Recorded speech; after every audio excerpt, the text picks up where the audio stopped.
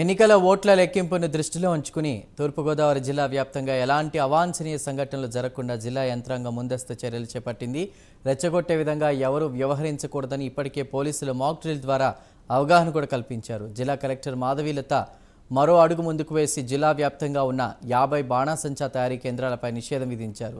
June 6వ తేదీ వరకు బాణాసంచా తయారీ గాని అమ్మకాలు గాని చేపట్టరాదని లైసెన్స్దారులకు సైతం నోటీసులు జారీ చేశారు. దీంతో గడిచిన వారం రోజులుగా బాణాసంచా తయారీ కేంద్రాలు వెలవెలబోతున్నాయి. 5 ఏళ్లకు ఒక్కసారి వచ్చే ఎన్నికల సీజన్లో కూడా వ్యాపారాలు లేకుండా పోయాయని బాణాసంచా తయారీ అమ్మకందారులు గగ్గోలు పెడుతున్నారు. దీనిపై మరిన్ని వివరాలు మా ప్రతినిధి అంజిబాబు అందిస్తారు. పోలింగ్ అనంతరం జరిగిన గొడవలు విధ్వంసకాండలని దృష్టిలో పెట్టుకుని తూర్పుగోదావరి జిల్లా వ్యాప్తంగా ఎటువంటి ఫైర్ వర్క్స్ కూడా తయారు చేయకూడదు, అలాగే ఎవరికి కూడా విక్రయించరాదని చెప్పి ఆంక్షలు విధించారు. దీంతో ప్రస్తుతం మనం ఈ యొక్క ఫైర్ వర్క్స్ తయారు చేసే ప్రదేశంలో ఉన్నాం. ఈ ఫైర్ వర్క్స్ తయారీ అలాగే అమ్మకాలు ఎప్పుడైతే నిలుపుదల చేశారో చాలా ఇబ్బందులకు గురవుతున్నామని తమపై ఆధారపడే కుటుంబాలు కూడా చాలా ఇబ్బందులకు కరమైన పరిస్థితులు ఎదుర్కొంటున్నాయని ఇక్కడ ఫైర్ వర్క్స్ తయారు చేసే యజమానులు చెప్తున్నారు.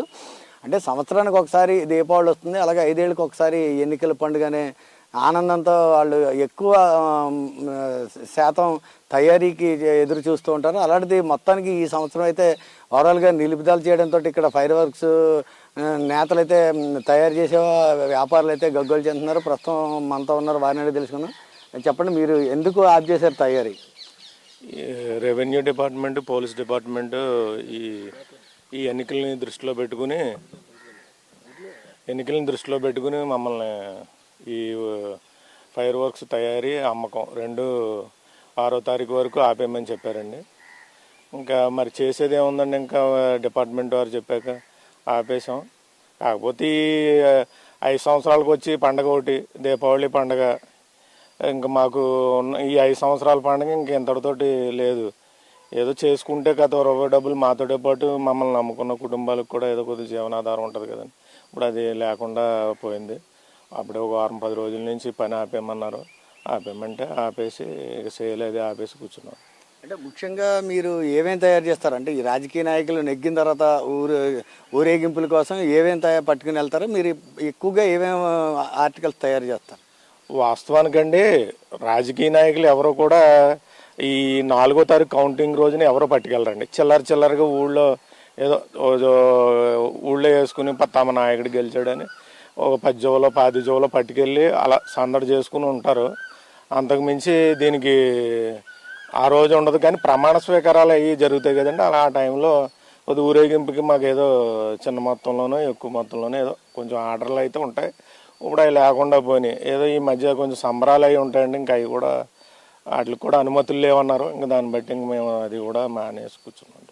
అంటే ముఖ్యంగా ఏమేమి తయారు చేస్తారంటే మేము తయారు చేసి అండి జువ్వలు, తారా జువ్వలు, చుచ్చుబుడ్లు, దీపావళికి అయితే మా తాబా చుచ్చుబుడ్లు తయారు చేస్తాం. ఇప్పుడైతే ఇక జువ్వల్లో 2 రకాలు ఉంటాయి. ఆ జువ్వలు మాత్రం తయారు చేస్తామండి. మన దగ్గర చిన్న జువ్వలు బాగా వెళ్తాయి, రెగ్యులర్గా ప్రతి కార్యక్రమానికి వాడుకుంటారు. పెళ్ళిళ్ళు అలాగే లేవండి. ఎటు వచ్చి ఇక 4వ తారీఖు కౌంటింగ్ రోజు మల్లరగా పట్టుకెళ్తారు. కౌంటింగ్ రోజు మిగతా రోజుల్లో మనకి కౌంటింగ్ అయిపోయిన తర్వాత ఎవరికి వెళ్తారో ఎటో వాళ్ళ ప్రమాణ స్వీకారం రోజు. అంటే ఆ రూరల్ ఎమ్మెల్యే దాదాపుకి జిల్లా మొత్తంగా ఒక 50-60 లైసెన్స్ హోల్డర్స్ ఉన్నారండి. ఆ లైసెన్స్ హోల్డర్స్ అందరూ ఇప్పుడు ప్రజెంట్ ఇలా మాకులాగే ఖాళీగా కూర్చుని ఉన్నారు. అంటే ముఖ్యంగా ఈ తయారీకి అంటే ఈ జువ్వలు, ఈ మిడతల దండు వీటి తయారీకి అంటే ఎంతమంది మీకు దీని మీద జీవనాధారం ఆధారపడి ఉన్నారంటారు? అవసరాన్ని బట్టి అండి ఒక 8 మంది నుంచి 10-12 వరకు పెట్టుకుంటామండి. అంటే ఎక్కువ మా కుటుంబ సభ్యులే ఉంటారు. అయితే వాళ్ళైనా సపరేట్ కుటుంబాలు కాబట్టి అందరం దీని మీద ఆధారపడి ఉన్నాం. ప్రస్తుతానికి మనకి ఇంక వ్యాపారం లేదండి. ఇంక 10 రోజులు ఇంకా వారం రోజులు ఉంది. దగ్గర 18-20 రోజుల వరకు ఇంకా మనకి ఉండదు. ఆ తర్వాత కూడా ఇంకా గవర్నమెంట్ పర్మిషన్ ఇస్తే ఓకే, ఇవ్వకపోతే చేసేదేం లేదండి. ఇది ప్రధానంగా చూసుకుంటే కనుక ఈ యొక్క ఊరేగింపులు, ప్రమాణ స్వీకారాలు వీటి కోసం అని చెప్పేసి తారా జబ్బలు, 2 రకాల తారా జబ్బలు, అలాగే మిడతల దండలు తయారు చేయడం ఎప్పటి నుంచో పరిపాటిగా అనాదిగా వస్తుందని చెప్తూ ఉన్నారు.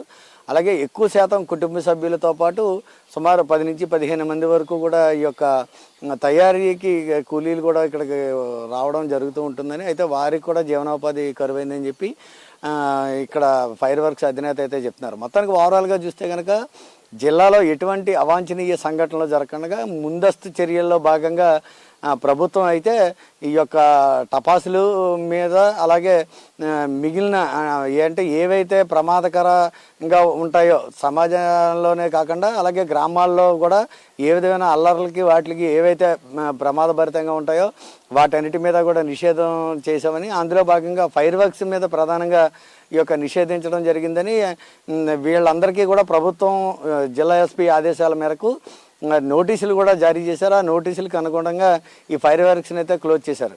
వీడియో జర్నలిస్ట్ రామకృష్ణతో అంజబాబు, ప్రైమ్ న్యూస్, ఉభయ గోదావరి జిల్లాలో.